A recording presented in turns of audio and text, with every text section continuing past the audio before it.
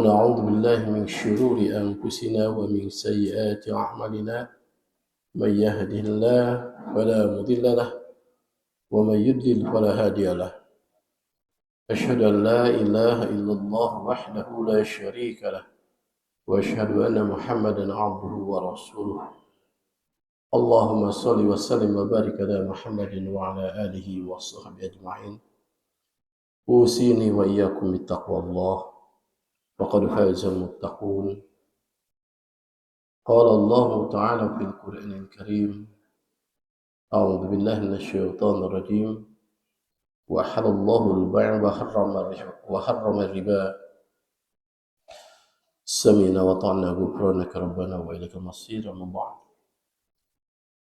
Bapak dan Ibu, para hadirin yang sama-sama berdoa Allah Subhanahu wa taala. Puji syukur kita panjatkan kehadirat Allah Subhanahu wa taala pada pagi hari ini. Dengan iradahnya Allah masih memberikan nikmat kepada kita sekalian. Sama-sama kita barusan melewati pelaksanaan ibadah sholat subuh. Yang mudah-mudahan ibadah sholat subuh kita dijadikan sebagai amal yang mutaqabbal, amal ibadah yang diterima oleh Allah Subhanahu wa taala, dan seiring dengan itu menjadi kifarat akan dosa-dosa kita. Salawat serta salam semoga senantiasa tercurah pada junjungan kita Nabi besar Muhammad sallallahu alaihi wasallam, yang mudah-mudahan terlimpahkan pula pada keluarganya, sahabatnya, hingga pada umatnya yang istiqomah tetap melaksanakan syariatnya, yang mudah-mudahan kita termasuk di dalamnya. Bapak Ibu yang sama-sama berdoa Allah Subhanahu wa taala, pembahasan dulu yang terakhir ada sedikit yang belum saya sampaikan tentang bahaya riba dalam kehidupan. Kemarin sudah waktu pembahasan yang telah lalu sudah dibahas mengenai bagaimana jenis-jenis riba dan bagaimana pengharaman tentang riba dan lain sebagainya, ya, termasuk bagaimana realitas riba dalam kehidupan kita, ya. Dan terakhir, ya, waktu itu ini ada pembahasan yang sedikit terlewat sebelum kita masukkan pembahasan baru, bahwa tentang hukum bunga bank, ya, tentang hukum bunga bank. Semua para ulama, ya, ulama jumhur, ya, kontemporer dari dulu sampai sekarang pun itu masih tetap, ya, mengharamkan bunga bank, ya, sebab bunga bank termasuk riba. Sebab bank merupakan lembaga qardun, lembaga simpan pinjam, ya.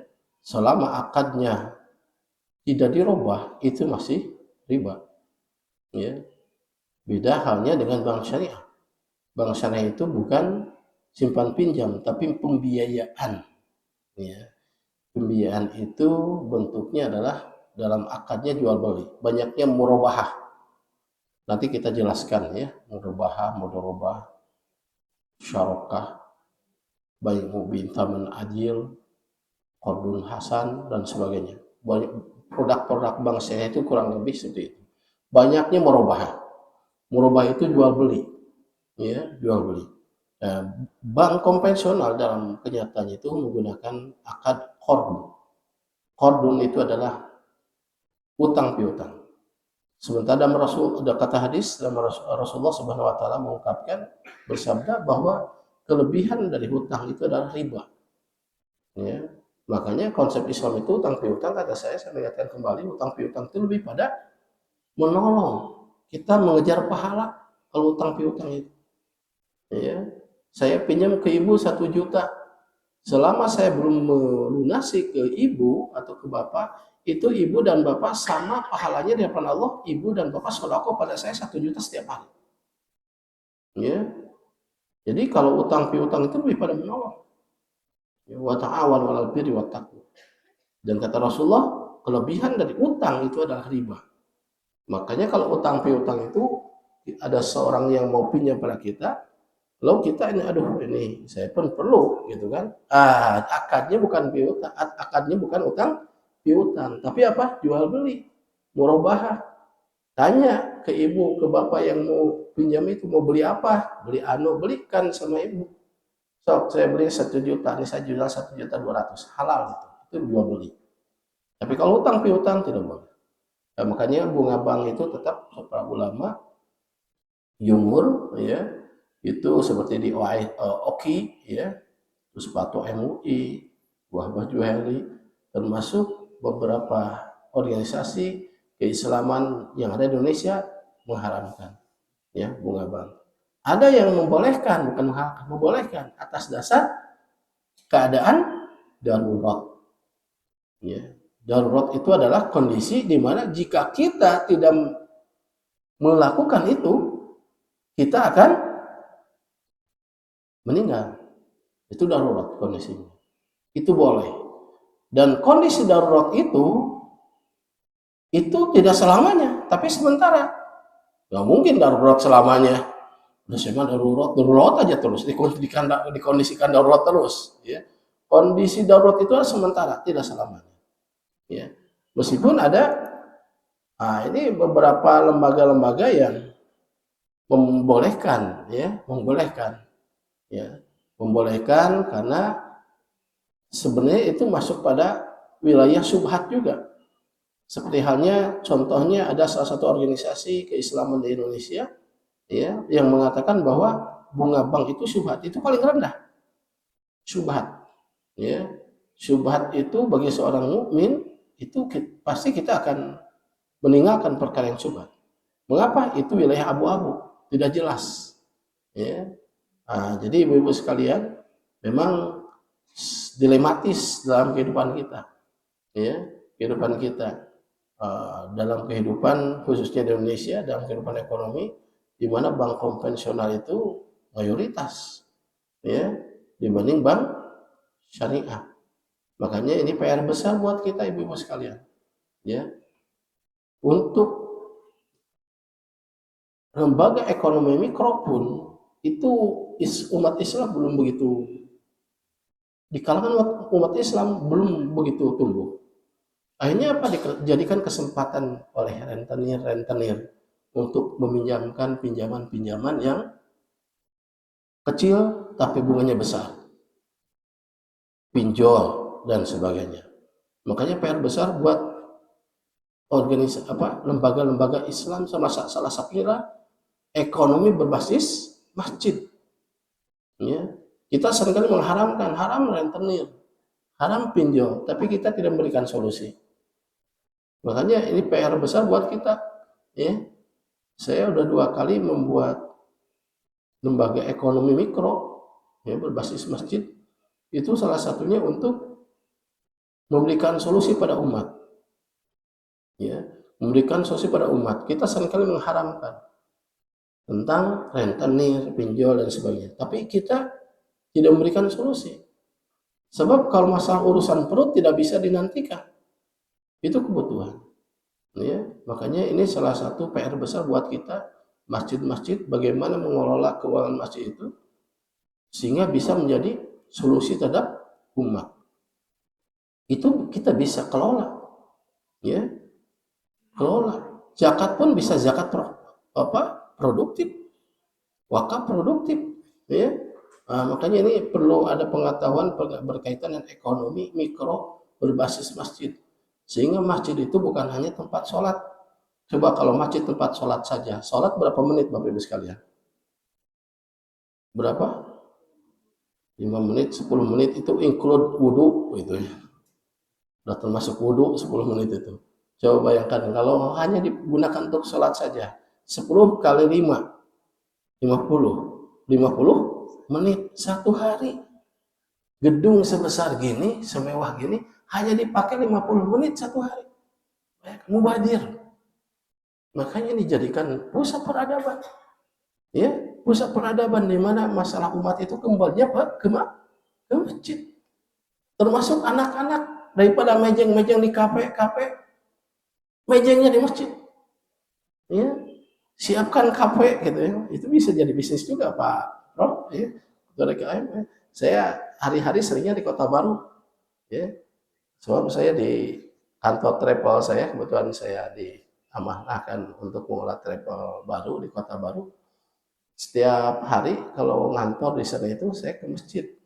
Ada Masjid Al-Ukhuwah itu di belakang. Bukan Masjid Al-Ihsan ya. Al-Ukhuwah, saya sering sekali sholat di sana. Itu bagus sekali itu. Karena apa? Karena di masjid itu lagi dibangun, nanti ada kafenya apa gitu ya. Bahkan kopi pun udah simpan di sana itu, kopi yang bayar pakai barcode itu ya. Jadi anak-anak itu, nah orang-orang muda, bapak-bapak yang suka ngopi gitu ya, nggak usah di kafe. Ngopi, beli di masjid itu sambil ngobrol. Itu kan berkah. Minimal kalau di masjid mah kita dibatasi, tidak akan ngobrol ke sana kemari kan gitu. Beda di kafe. Nah, ini jadi harus jadi pusat peradaban. Kembali pada yang tadi, memang ini masalah besar umat Islam. Padahal apa? Padahal potensi ekonomi berbasis masjid itu besar, Pak. Besar. Ya, kita kelola. Ya. Apa dah? Saya nggak bisa. Bisa, kita mulai. Kita mulai. Ya, insya Allah kalau ibu-ibu di sini, lebih bapak-bapak di sini mungkin insya Allah lebih dulu, gitu kan. Mulai ada kas, ya, mulai dikembangkan dalam bentuk ekonomi mikro. Ekonomi mikro itu lembaga ekonomi kecil, seperti halnya bank tapi kecil, bank syariah tapi kecil. Ya, legalitas dari mana? Dari koperasi.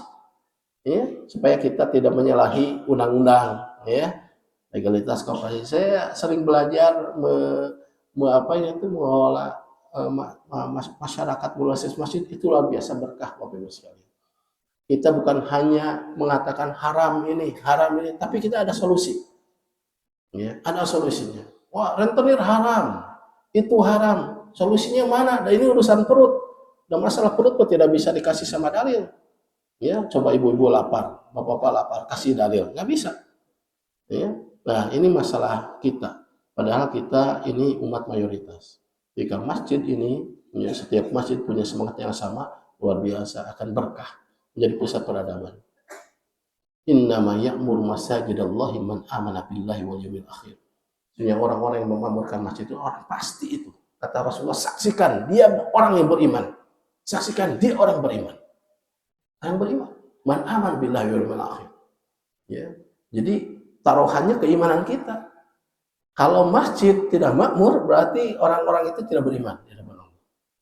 Kemakmuran masjid bukan megahnya, tapi kemanfaatan untuk umat. Coba lihat di Jogja. Masjid di Jogja itu banyak yang besar, Pak. Banyak yang besar. Tapi kenapa yang terkenalnya Jogokarian? Kenapa? Kemakmuran.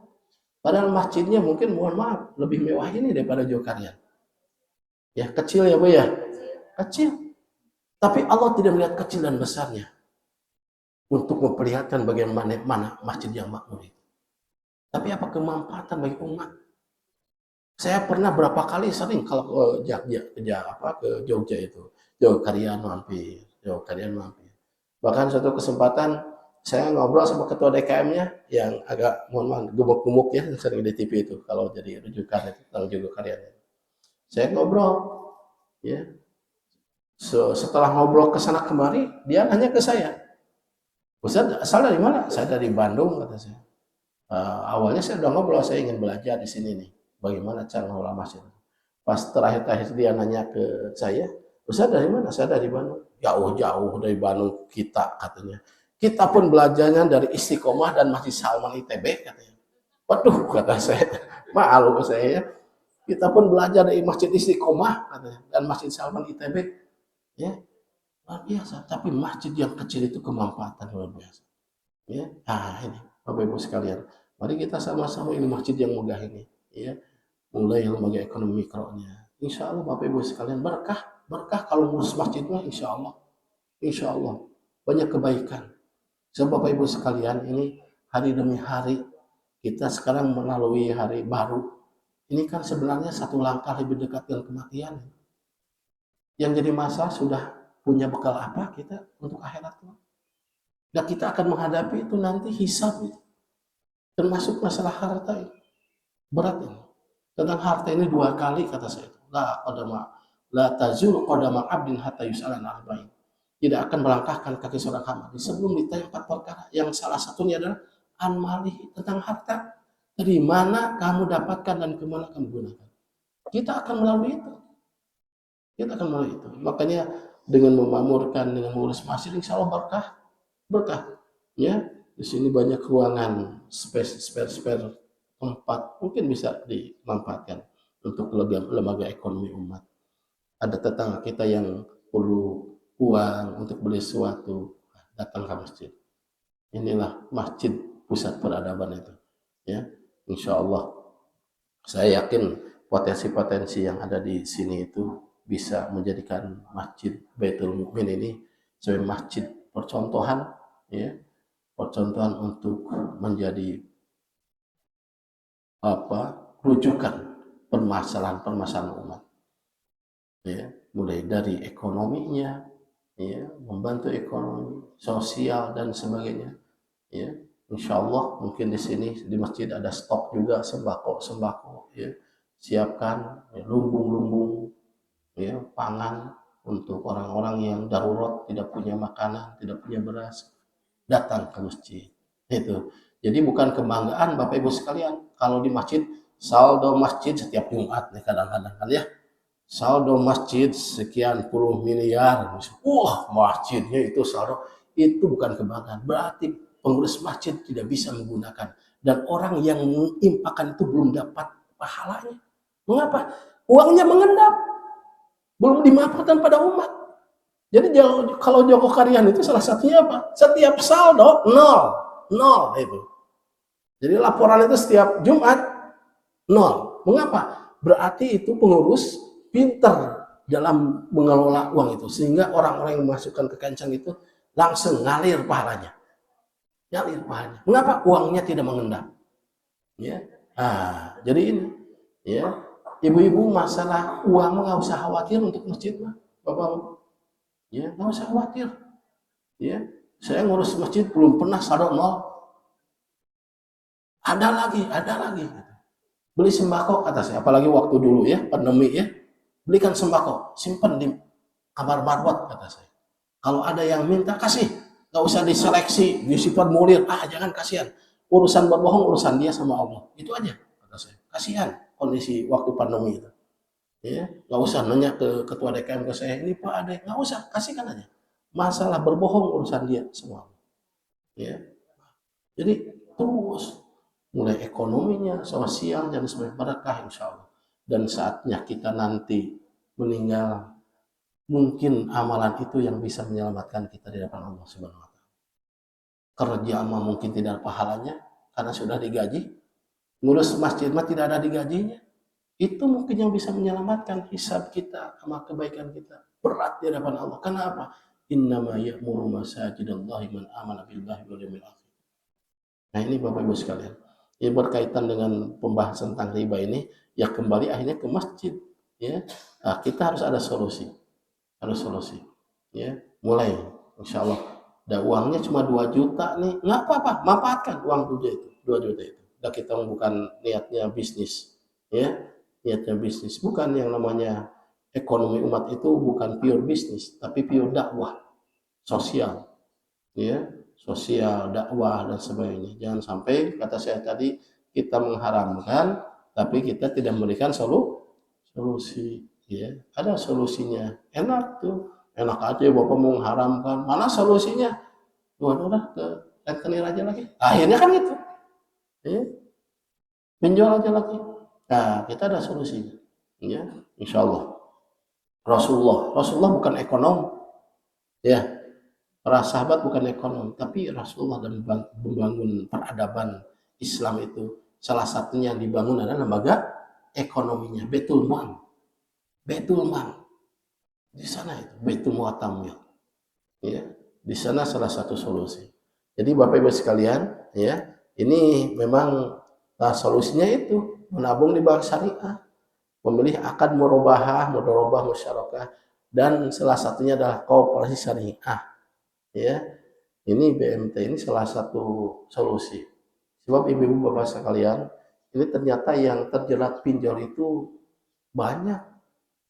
Ya, suatu saat saya setelah dari masjid ada jamaah tetangga lagi, ya, Pak Ustadz ingin ngobrol. Oh iya, ayo di masjid. Enggak lah, Katanya bisa nggak di rumah Pak Ustaz, tapi di hak depannya di rumah kan. Oh, ayo kata saya pulang ke masjid. Kita cerita bahwa saya tidak mengira orang tersebut itu terlilit pinjol, ya ngobrol saya itu darurat pinjol sekarang, aduh luar biasa. Kita tidak tahu Bapak Ibu sekalian di sekeliling kita. Seperti hanya saya tidak tahu orang tersebut itu terlilit pinjol. Perasaan tercukup aja. Nah inilah kita harus membantu. Salah satu solusinya karena apa? Dengan melalui apa? Koperasi, melalui Baitul Mal. Baitul Mal. Ya, masjid, keberadaan masjid harus menjadi solusi terhadap permasalahan umat. Dan salah satu masalah umat yang kita hadapi sekarang itu adalah masalah ekonomi. Sebab ekonomi kita Indonesia sedang tidak baik-baik saja. Coba kemarin penjarahannya luar biasa. Itu kenapa? Karena kondisinya lapar. Masyarakat lapar. Masyarakat lapar. Satu sisi flexing, pamer kekayaan, wakil-wakil dewannya, kok dipilih sama rakyatnya gitu. Tapi mereka menjadikan grup sendiri, kelompok sendiri, kelas sosial tersendiri. Seolah-olah bukan mewakili rakyat. Nah, jadi ini PR besar buat kita semua, ya. Sebab intinya bahwa yang kita cari itu adalah bukan nominal materinya, tapi apa? Mencari keberkahan. Mencari keberkahan. Pembahasan berikutnya, kita masuk pada pembahasan yang barusan saya sampaikan. Ini yang kita cari itu bukan masalah kuantitas nominal materi, tapi mencari harta yang berkah. Ya, harta yang berkah. Harta yang berkah itu yang seperti apa? Kita lihat dulu arti berkah, Bapak Ibu sekalian. Berkah itu anima. Anima itu apa? Tumbuh. Ya, ziyadah bertambah. Hartanya 100.000, ya, tapi bertambah tumbuh kebaikan di hadapan Allah.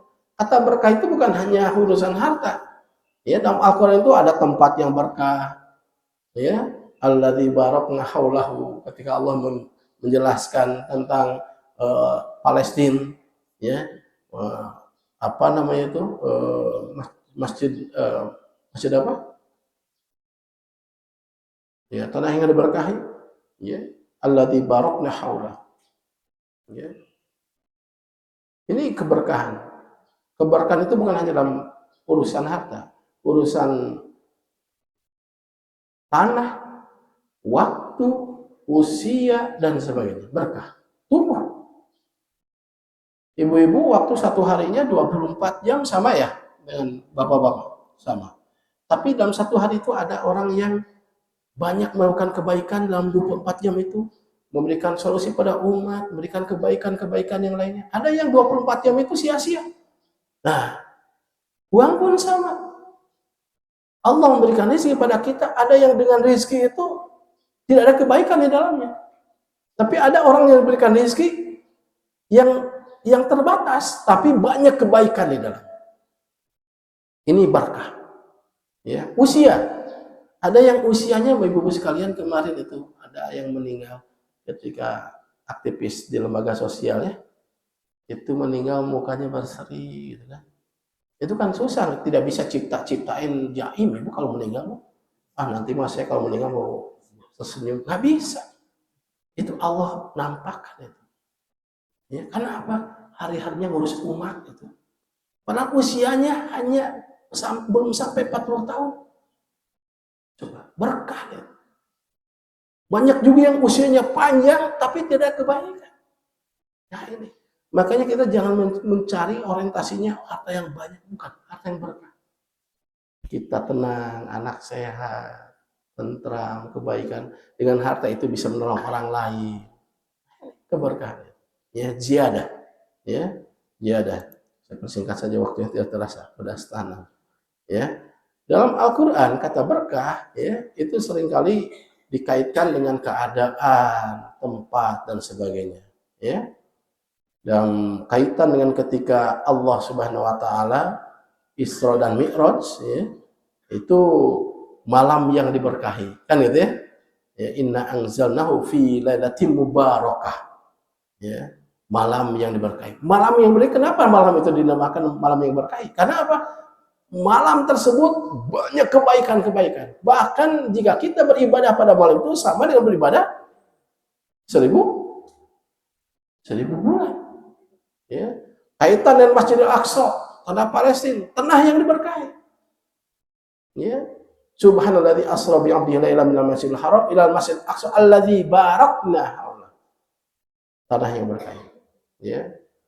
Ada pembahasan khusus kenapa tanah diberkahi tapi komplikan, nanti ada pembahasan khusus di luar ini. Nah, berikutnya juga negara yang diberkahi. Ya. Dalam surah Al-A'raf 96, Allah pun menggunakan kata berkah. Ya. Walau anna ahlal qura amanu wattaqaw la fatahna 'alaihim barakatim minas samai wal ardh walakin kadzdzabu fa akhadnahum bima kanu yaksibun. Jika penduduk sebuah negeri itu beriman dan bertakwa pada Allah, maka kami akan bukakan pintu berkah dari langit maupun bumi di negara itu. Walakin kadzabu, tapi mereka mendustakan, fa akhadnahum, maka kami timpakan siksa kepada mereka bima kanu yaksibun. Terhadap apa-apa yang mereka berbuat. Lalu berikutnya juga ketika kita salawat, kita seringkali mengucapkan kata berkah. Wa barik Allahumma barik ala Muhammad wa ala ali Muhammad kama barakta ala Ibrahim wa ala ali Ibrahim, ya, dan sebagainya. Nah, artinya apa? Artinya bahwa berkah ini sifatnya luas. Tapi kita akan fokuskan, ya, berkaitan dengan harta. Kita jangan terjebak mencari banyak atau tidak, tapi berkah. Ya. Dan kita jangan menganggap ketika kita diberikan kelaparan oleh Allah, Allah berpihak pada kita. Salah ya? Salah. Ya. Kalau ukurannya gitu, Fir'aun mungkin Allah ada dalam pihak Fir'aun pada saat itu dibanding Nabi Musa. Ada dalam pihak Qarun, paling banyak hartanya. Jadi jangan sekali-kali kita ada persepsi dalam diri kita ketika kita diberikan kelapangan, banyak harta kita, oh Allah berpihak. Ketika diberikan kesempitan, oh Allah tidak berpihak pada saya. Salah besar. Ya, justru Allah Subhanahu wa taala senantiasa memberikan karunia-Nya kepada kita dalam bentuk banyak maupun sedikit. Ya. Nah, ini. Jadi keberkahan, ya. Baik. Nah, berkah itu lebih pada an-nima'u dalam beberapa penjelasan. Merupakan rahmat Allah. Ya, rahmat Allah. Karunia Allah, ya. Dan itu meningkatnya akan stabil Bapak Ibu sekalian. Kalau harta, kalau umur dan sebagainya, meningkatnya stabil terus meningkat. Banyak orang-orang Bapak Ibu sekalian yang hartanya lebih mungkin tidak seperti kita, tapi merasa peningkatan kehidupannya itu kelihatan stabil gitu. Ya, karena apa? Karena berkah. Ya, rahmat dari Allah. Dalam Al-Quran Allah sebenarnya menjelaskan bahwa Allah akan memberikan rahmat bagi siapapun dan Allah akan membatasi rahmat Allah bagi hambanya yang Allah kehendaki. Ya. Dan ujung-ujungnya adalah ketenangan, ketentraman. Mau banyak mau sedikit, tenang, tentram. Ya. Banyak orang-orang yang dia diuji oleh Allah, tapi tenang hidupnya itu. Karena apa? Berkah ujiannya itu. Ya. Membawa keberkahan. Tapi tidak sedikit orang-orang yang oleh Allah diberikan kelapakan di sini, tapi gelisah itu. Mau tidur pun harus minum obat tidur. Kenapa? Khawatir, takut. Ya, takutan itu bukan drama, Ibu. Banyak dalam kehidupan kita. Ya, saya pernah suatu malam saya makan malam di rumah orang kenalan saya. Itu saya mah di depan saya itu makanan, di depan dia mah satu mangkok. Mangkok apa? Pil, obat. Ya, obat penang, obat anu. Kekayaannya banyak luar biasa. Untuk tidur pun harus minum obat, Ibu sekalian. Kita mah, ya, tadi duksak aja itu. Ya, itu saking capeknya itu ya, Bapak ya. Itu ditika juga duksak aja nggak usah minum obat penenang, ya. Ya, tas ngorok deh ya si Bapak saya gitu, sorry Bu. Nikmat. Kenikmatan Ibu. Ya, kenikmatan itu Bapak Ibu sekalian. Saya pernah sempat minum obat tidur, penenang, itu dikasih obat 3 sama dokter. Tapi jangan dihabiskan semua. Bapak udah masuk pada tingkatan stres. Saya ini Bapak bukan cerita orang lain. Ketika tugas di Madinah, tugas banyak, capek sekali. Capek. Tugas haji, ya, capek sekali. Sampai 2 hari saya belum tidur sekalipun dan saya tidak ngantuk, malah sakit gitu. Saya ke dokter, dok kata saya udah 2 hari 2 malam nggak tidur sama sekali, kata saya.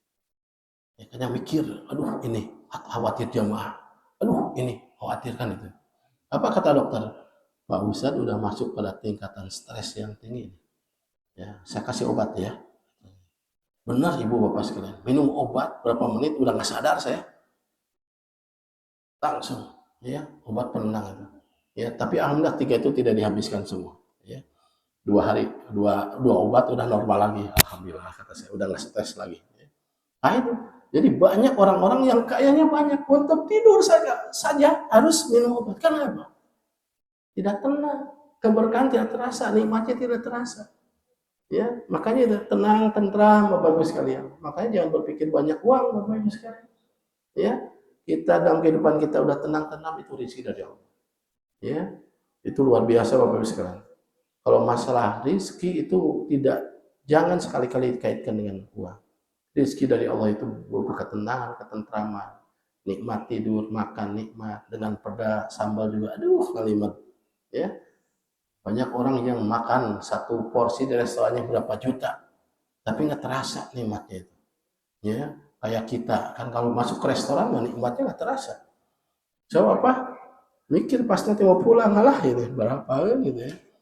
Kalau makan di warteg di mana paling hitungan puluhan ribu ya, nikmat itu ngalimet. Nah, itu tenang, ya. Kita mah seringkali terjebak oleh mewah, fata morgana tuh. Oh, makan itu restorannya bagus. Iya. Iya, bagus, pelayannya bagus, senyum. Ya, tuh dibayar sama kita, ya. Senyumnya juga dibayar gitu. Kayaknya mahal bayar, ya. Bayarnya mahal. Ya di warteg mau bersatu dengan tukang ojek apa. Suatu saat saya makan di kampus itu, lapar gitu ya. Makan pergi sendiri ke depan kampus itu.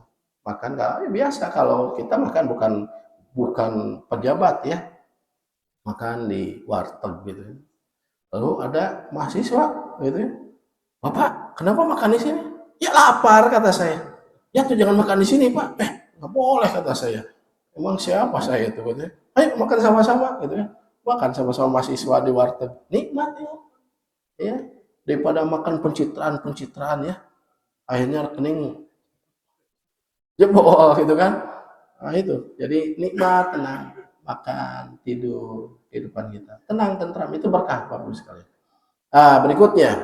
Bahwa Allah Subhanahu wa taala keberkahan ini bukan tidak semua orang mendapatkan Bapak Ibu sekalian. Allah memilih. Ya, a'udzubillahi minasyaitonir rajim. Ma yaftahillahu lin-nasi min rahmatin fala mumsika laha wa ma yumsik fala mursilahu min ba'di wa huwal azizul hakim. Apa saja di antara rahmat Allah yang diurahkan kepada manusia, maka tidak ada yang dapat menahannya. Kalau ada yang oleh Allah berikan rahmat dari orang kampung, orang yang tidak punya apa-apa, Allah berikan rahmat, tidak ada yang bisa menahannya. Sebaliknya, wa ma yumsik fala mursilahu min ba'di. Barang siapa yang ditahan rahmat Allah dari orang tersebut, maka tidak ada orang yang sanggup membuka, melepaskan rahmat Allah pada orang itu. Allah memilih. Allah memilih. Dan rahmat Allah itu tidak identik, tidak selamanya berhubungan dengan banyak. Ya. Saya melihat ada teman saya, Ibu, almarhum. Itu kehidupannya itu penuh dengan kesibukan sosial. Suatu saat bertemu, udah lama itu, pulang dari Malaysia nggak ketemu. Kata saya minta alamat, di mana? Antum nanti main ke rumah saya ya. Di mana? Di Bogor katanya. Oh ya siap, saya pokoknya yang silaturahmi ke Ustadz. Senior saya, termasuk guru saya, almarhum. Suatu saat saya ada waktu, saya pergi ke sana. Dikiranya rumah Bapak Ibu sekalian. Rupanya apa? Lembaganya besar sekali itu. Ustadz luar biasa kata saya. Ketika saya ngobrol, beliau itu pendidikannya tinggi sekali. Guru saya. Anak-anak ketika saya itu Abi, katanya. Anak-anak kecil itu. Minta uang. Anaknya banyak sekali, kata saya. Ustaz, ini anak saya. Ini anak-anak yatim, Ustaz. Saya tidak bangga jadi dosen di Universitas anu. Saya lebih bangga menjadi orang tua buat anak-anak, buat mereka. Luar biasa itu. Ya, hari-harinya sibuk sosial, tidak kurang lihat, ya Allah, kata sini pembangun Ustaz, insya Allah kalau tujuan kebaikan Allah menggerakkan hati seorang. Gitu. Ya, uang saya nggak punya, tapi alhamdulillah. Ketika saya pergi, katanya, Ustaz, ini saya titip beras ya, katanya. Oh, silakan simpan aja di sana. Dikirain 1 kintal, 2 kintal, sekian ton itu berasnya. Katanya itu, insya Allah tidak akan ada yang susah kalau kita tujuan mulia. Ya, ini luar biasa. Jadi kalau orang sibuk dan kebaikan, orientasinya akhirat, itu berkah Allah, insya Allah Ibu akan dibukakan ya. Sibuk mengamalkan masjid, gitu. Keberkahan Allah berikan ya. Masalah memang tidak akan hilang, tapi oleh Allah berikan ketenangan hati kita. Ya, ketenangan, anak sehat, kita tenang mengambil keputusan saat banyak masalah itu mudah, itu berkah. Sok ibu-ibu, bapak-bapak yang tadi ada masalah, datang ke masjid sekarang mendengarkan tausiah kajian, masalahnya hilang tidak? Boleh jadi belum hilang, tapi oleh Allah boleh jadi ketika Allah berikan keberkahan, tenang hati. Alhamdulillah ya Allah, saya tadi tipu, tapi alhamdulillah mudah-mudahan jadi kifarat. Asalnya itu mikir, yang ngabebek itu jamin nipu kan gitu ya. Tapi pulang dari masjid, tenang hati. Ya, alhamdulillah, mudah-mudahan jadi kifarat setiap dosa saya. Itu ketenangan itu, keberkahan. Para nabi berkah, tapi apakah lepas dari ujian Allah? Tidak pernah lepas. Tapi karena keberkahan itu Allah Subhanahu wa taala memberikan ketenangan dalam kehidupan. Nah ini, jadi Bapak Ibu sekalian, keberkahan itu tidak semua. Tidak Allah memilih siapa-siapa orang yang layak untuk mendapatkan keberkahan. Orang yang layak untuk keberkahan itu adalah orang yang tadi itu. Walau anna ahlal Qur'an amanu wattaqau. Orang yang beriman dan takwa pada Allah. Ya. Jadi kalau orang yang tidak beriman dan tidak bertakwa, boleh jadi hartanya banyak, tapi keberkahannya kurang. Tidak tenang, gelisah, depresi. Ada punya jabatan, takut bagaimana nanti kalau saya habis jabatan, gimana? Orang-orang tidak akan menghormati saya, pendapatan akan berkurang. Ketakutan. Ya. Kita mah tenang. Ya, itu karena mudah-mudahan ya iman takwa, keberkahan. Ya, makanya cara untuk mendapatkan keberkahan itu salah satunya adalah iman dan takwa. Dapatkan secara jujur, dapatkan secara halal harta yang kita dapatkan. Kalau tidak halal, tidak jujur, dapatnya mudah, hilangnya pun mudah. So kemarin itu hanya 1 gilak saja oleh Allah itu ya. Meskipun saya tidak membenarkan, ambil aja itu kekayaan. Ya. Meskipun tidak betul itu, tapi oleh Allah dibuktikan. Dapatnya cepat, hilangnya pun cepat. Ya. Nah, kalau berkah itu bukan hanya bukan hilang, tapi akan bertambah. Bertambahnya bukan untuk dirinya saja, di akhirat akan terus mendapatkan kebaikan dari harta yang kita dapatkan. Oke, baik, Bapak Ibu sekalian, lewat saja ini. Sebenarnya banyak waktunya. Nah, indikator sekarang, indikator ciri harta kita yang berkaitan seperti apa? Yang tadi sudah disinggung adalah memberikan ketenangan, kecukupan, cukup gitu. Ya. Asal hidup gini aja cukuplah. Ya. Jadi kalau orang yang orientasinya ibadah, harta itu bukan tujuan sebenarnya. Cukup aja untuk memenuhi kebutuhan. Ada lebih bisa membantu orang lain. Ya. Kok orang itu gajinya, pendapatannya lebih kecil daripada saya. Tapi kenapa itu bisa membantu orang? Berkah. Berkah. Ya. Dan orang-orang sekitar kita yang lebih sedikit daripada kita, belum tentu Bapak Ibu sekalian kebaikannya lebih sedikit daripada kita. Boleh jadi lebih banyak ketimbang kita kalau harta itu berkah. Dan sebaliknya banyak orang yang kaya, tapi ketika Allah cabut keberkahannya, maka oke, sebentar lagi ya, maka tidak akan mendapatkan itu keberkahan dari banyaknya harta itu. Buktinya apa? Banyak sekali orang-orang kaya jauh dari masyarakat, ya, bukan jadi rujukan, jauh. Untuk apa dekat dengan orang tersebut? Karena apa? Tidak ada kebaikan di dalamnya. Ya, tapi tidak sedikit orang-orang yang dia dari ekonomi kelas menengah ke bawah, tapi dekat dengan masyarakat. Masyarakat merasa dia sebagai solusi terhadap masalah-masalah yang dihadapi. Ini keberkahan. Ya, salah satunya adalah iman dan takwa, memberikan keberkahan dari langit dan bumi. Ini sebagai evaluasi buat kita, ya, bahan muhasabah kita, apakah harta kita sudah berkah atau tidak. Ya, harta yang ada dalam rekening kita, harta ada yang ada di rumah. Bayangkan Bapak Ibu sekalian, Sayyidina Umar pernah menangis itu, melihat rumah Rasulullah. Suatu saat Sayyidina Umar berkesempatan masuk ke rumah Rasulullah. Ketika masuk itu nangis itu. Mengapa? Dilihatnya sekelilingnya itu barang-barang Rasulullah sangat sedikit. Sangat sedikit. Sebab rumahnya tidak sebesar rumah kita. Kelihatan sedikit. Lalu dilihat stok gandumnya, ya Allah. Ini Rasulullah stok gandumnya sedikit sekali. Lalu ketika menjumpai Sayyidina Umar ketika ada di rumahnya, Rasulullah masih kelihatan di mukanya itu, di wajahnya itu, bekas tikar yang kasar. Sayyidina Umar menangis. Ya Rasulullah, Kaisar Romawi dan Persia, mereka bergelimang harta. Ya Rasulullah, Islam sudah menyebar, bukan hanya kalangan Jazirah Arab. Islam sudah menyebar ke luar Jazirah Arab. Maka apa kehidupan Rasulullah seperti ini? Apa jawaban Rasulullah? Wahai Umar, apakah engkau tidak bahagia? Kaisar Romawi, Kaisar Persia diberikan kemegahan dunia. Nanti kita di akhirat akan diberikan kekayaan yang lebih besar ketimbang mereka. Bayangkan, ya, keberkahan Rasulullah. Ya, Rasulullah barang-barang sedikit, gandum sedikit, tapi masih bisa sedekah. Bayangkan.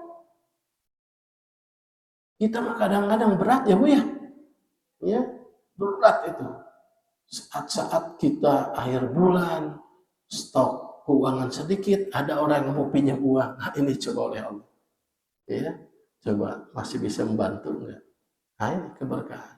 Ya, jadi kalau iman bertakwa, dasarnya harta yang halal, nikmat oleh kita diterimanya, banyak kebaikan-kebaikan yang kita berikan melalui harta yang sedikit itu. Ya, nah ini berikan ketenangan, kecukupan, merasa cukup Ibu. Kalau Ibu bapak-bapak merasa cukup, kalau cukup itu masalah perasaan, bukan masalah jumlah. Ya Bu ya, Bapak. Ya, kalau cukup itu masalah perasaan, bukan masalah jumlah. Sebab kalau jumlah angka itu tidak ada akhirnya. Coba, ada akhir dari angka tidak? Tidak ada. Cukup itu masalah perasaan kita. Berapapun yang kita dapatkan, jika perasaan kita cukup, akan menerima. Masalahnya perasaan kita. Uang yang banyak nggak cukup terus. Makanya itu, ya, orang-orang yang beriman itu salah satunya adalah sifat qanaah, merasa cukup. Kalau Ibu dan Bapak sudah ada perasaan cukup, rasa cukup, alhamdulillah. Itu karunia dari Allah. Berarti harta yang Ibu dapatkan, harta yang Bapak dapatkan itu berkah dari Allah Subhanahu wa taala. Ya. Oke. Terus yang keduanya, ya, harta yang berkah itu adalah harta yang bisa menjadi ladang amal jariah. Ya, ibu-ibu, yang namanya harta itu gimana awalnya? Kalau awalnya tidak baik, tidak akan baik berikut. Makanya kalau harta kita sudah memiliki kita modal, misalnya kita dapatkan dari harta yang halal, jujur, ya, tidak mendolimi orang lain, akan mudah itu menjadikan harta itu menjadi sarana amal jariah kita. Ya. Mengapa? Dikarenakan kita sudah memiliki modal utama halalnya apa? Hartanya apa? Harta yang halal. Jika yang kita dapatkan harta yang tidak halal, mendolimi orang lain, jangan diharap itu akan menjadi amal jariah. Ya, itu panas pada kita itu dalam menggunakannya. Ya. Dalam Al-Quran Allah Subhanahu wa taala menjelaskan, A'udzubillahi minasyaitonir rajim, "Qul inna rabbi yabsutur rizqa liman yasha' min ibadihi wa yaqdiru lah, wa ma anfaqtum min syai'in fahuwa yukhlifu wa huwa khairur raziqin." Nah, jadi bagi orang-orang yang dilipangkan rezeki oleh Allah, harta yang cukup, harta yang halal, dapatkan dengan cara yang halal. Kitanya pun orang yang qanaah, yang menjadikan harta itu bukan tujuan tapi sarana ibadah. Kata Allah, wa ma anfaqtum min syai'in fahuwa yukhlifu. Apa yang kamu infakkan, Allah akan menggantikan. Ya, akan termotivasi untuk amal jariah. Mengapa? Kita memiliki modal awal. Apa? Ini harta yang baik. So, ibu-ibu, bapak-bapak, pasti di hati nurani akan merasa gelisah kalau harta yang kita dapatkan itu dengan cara yang tidak baik. Jangankan dimanfaatkan untuk kebaikan, justru membawa madarat pada kita. Gelisah, sakit aja kita. So, orang-orang yang korupsi, dah hati nurani mah sama dengan kita. Deg-degan itu. Ya, jangankan untuk jariah, membawa malapetaka untuk dirinya. Ya, tidak sedikit yang stres. Padahal dia bukan tidak punya uang, banyak uang. Karena apa? Gelisah, menghantui dirinya. Ya, makanya bersyukur pada Allah. Apa yang kita dapatkan, jangan melihat banyak dan sedikit. Dan itu qadarullah semua. Qadarullah. Kita merasa ini harta yang halal, tidak menilai orang lain, terasa nikmat oleh kita. Ya, nah, itu akan mudah akan kita keluarkan. Mengapa? Sudah mudah punya modal awal. Ini harta baik. Insya Allah akan memberikan kebaikan. Kalau harta yang haram, berat kita. Pasti hati kita akan bicara. Ya, aduh ini hartanya nggak baik. Ya, jangankan akan memberikan kebaikan, justru akan menjadikan madarat. Dan yang terakhir, ya, nah, sama dengan yang tadi, hampir sama. Menjadi sarana kebaikan, ya, kebaikan tadi amal jariah, ini menjadi sarana kebaikan buat yang memilikinya, ya, harta yang berkah itu. Ya, karena apa? Karena bagi orang yang diberikan harta yang berkah, itu Allah tidak akan semata-mata memberikan harta itu berkah kalau orangnya tidak memiliki keimanan dan ketakwaan pada Allah Subhanahu wa taala. Ya, atas dasar iman dan takwa dia memiliki harta, senantiasa akan dijadikan sarana kebaikan-kebaikan. Mengapa? Bagi seorang yang beriman dan diberikan keberkahan harta, dia akan orientasi akhirat. Ya, jangan sampai harta yang kita miliki tidak ada efek akhiratnya. Ya, ini buat kita semua, buat saya khususnya. Ya, apa yang kita miliki itu sudah berapa persentasenya udah berapa yang akan kita jadikan nanti aset akhirat. Jangan sampai kita rabun jauh gitu. Akhirat mah kelihatan, dunia aja terus. Perasaan rumah belum hantem, ya terus aja ngurus-ngurus rumah, ngurus-ngurus kendaraan, ngurus-ngurus teknologi, handphone, wah semua. Padahal itu tidak ada ujungnya. Ya, bagi seorang mukmin orientasi akhirat cukuplah kita. Anak-anak insya Allah, meskipun anak-anak belum kita siapkan rumah masing-masing, tapi kita yakin ibu-ibu, bapak-bapak sekalian, kita meninggal Allah masih ada. Ya, serahkan pada Allah. Ini memikir, sodakoh memikir udah nomor berapa itu? Mikirnya anak nomor 1 rumah, anak nomor 2 rumah.